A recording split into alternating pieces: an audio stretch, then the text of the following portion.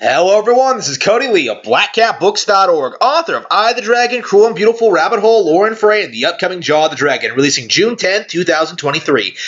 Nintendo last night announced 1-2 Switch.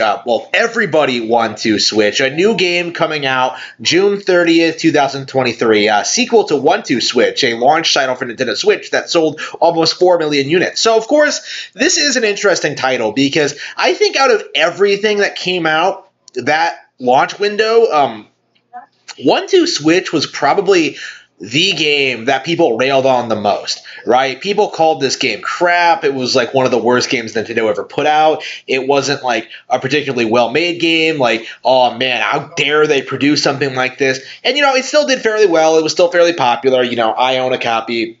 Like I said, it sold 4 million units. And of course, for that first year or so for the Nintendo Switch, actually probably for the first year and a half, up until the end of 2018, there was this very big push to pretend that every single Switch game was terrible.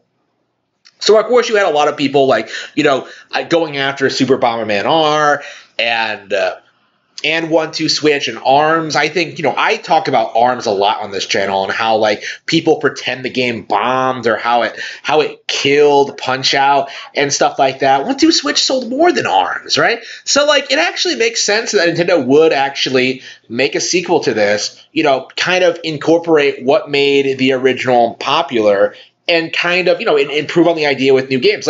They've done this before with, Wii Sports, with, Wii Play, with all those, spin-off games on the Wii. This is not an unprecedented thing, right?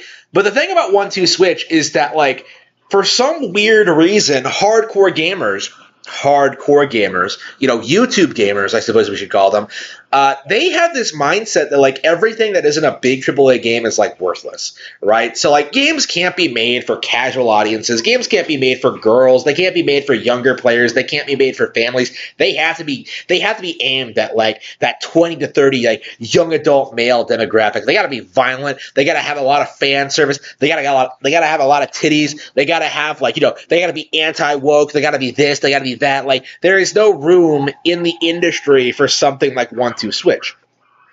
And I think this is a very poor way of looking at game development, at handling, people at creating games in general. I feel like this is a very incorrect way of looking at creating stuff, right? Because of course, there are different audiences for games. People play different things. People relate to different things. People enjoy different things. And I think 1-2 Switch is that kind of series that's designed to be extreme beginner level video game thing, right? It's meant to be something for people who have never played video games before, just like Wii Sports, right? It's supposed to have that kind of appeal.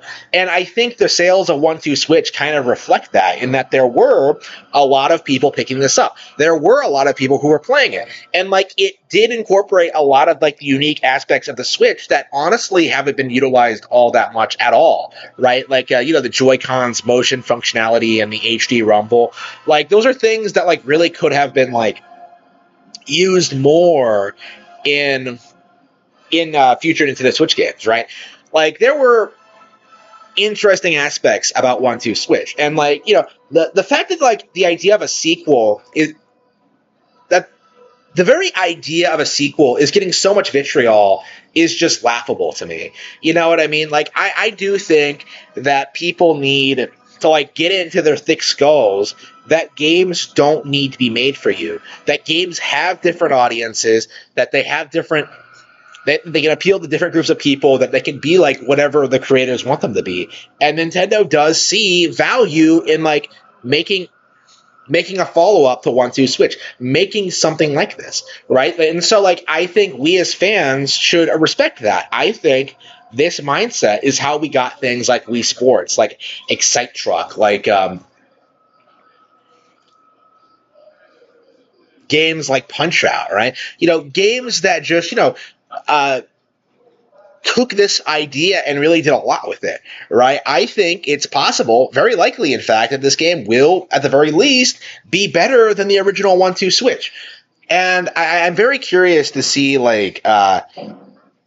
how this situation develops. Is the game going to be good? Is there going to be like, some kind of like cult following for it? Like, this might be one of the most controversial releases of the year because of what this game is and like the legacy of the original release. Like, it's just one of those situations where like, 1-2 Switch might have been like one of the most poorly received Nintendo games ever. So I am interested in seeing just how Pretendos try to weaponize this situation to try to pretend Nintendo is out of ideas and the Switch is dying, or that Nintendo doesn't respect the fans anymore. Because those videos are coming. It's happening. These guys are going to completely forget that, like, we got Tears of the Kingdom in May and we're getting Pikmin 4 next month. Like, they're just going to talk about like 1-2 Switch, even though like Operation Raincode is coming out the same day, right? Even though Mortal Kombat 1 is coming out in like September. Like, even though we have like quite a few games lined up for the next couple of months, even though people aren't talking about them, all anybody is going to want to do going forward is complaining about 1-2 Switch, complaining about a game that they don't have to buy, that they can just ignore if they want and just keep playing Zelda or whatever. And it's all just a justification, right? It's all just to keep the discussion around Nintendo negative. Like, nobody is actually upset that this game is getting made, right? Nobody is upset that this game is getting released, right? Nobody is upset. Like, that's what I've heard, like, our good friend, Video Game Lover 58, try to say, is that, like, they're putting out this instead of F-Zero.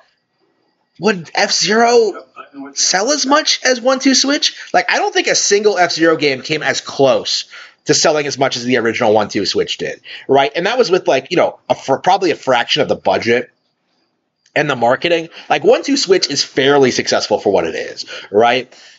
F-Zero never reached that, right? There's a reason we don't get new F-Zero games, right?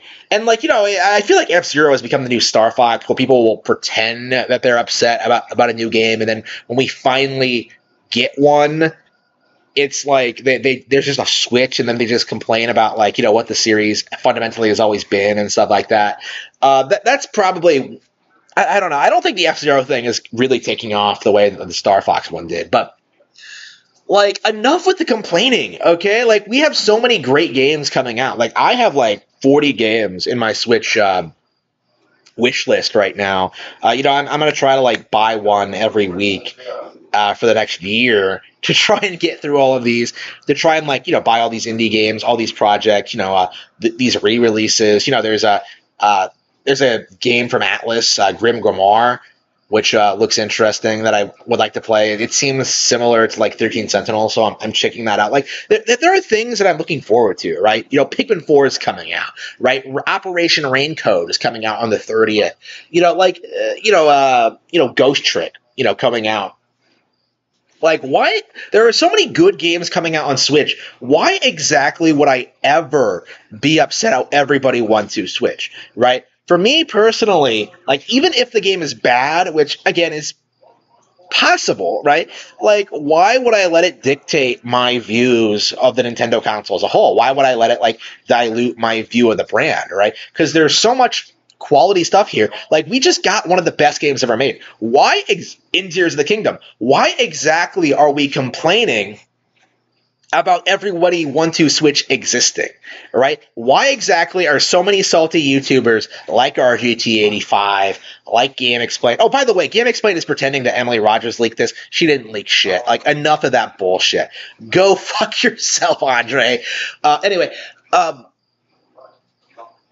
like, we have these people like coming out complaining about this, like getting the community riled up, and I have to like make this video to like speak out against it, because it is ridiculous. It is absurd. Like, it hasn't gotten like really bad yet, because I think it's like such news. They dropped this news in the middle of the night, and like all the grifters like already released their videos. But like, for me personally, I feel as if I really don't care, honestly. Like, as someone who has never played 1-2 Switch, there's no, even though I own it, like, I feel as if this release has every right to exist, right? There's no reason to get angry over 1-2 Switch being a product that exists, right? Like, why exactly am I going to get upset at a game for being, like, a certain thing, right? Like, I have nothing against 1-2 Switch existing.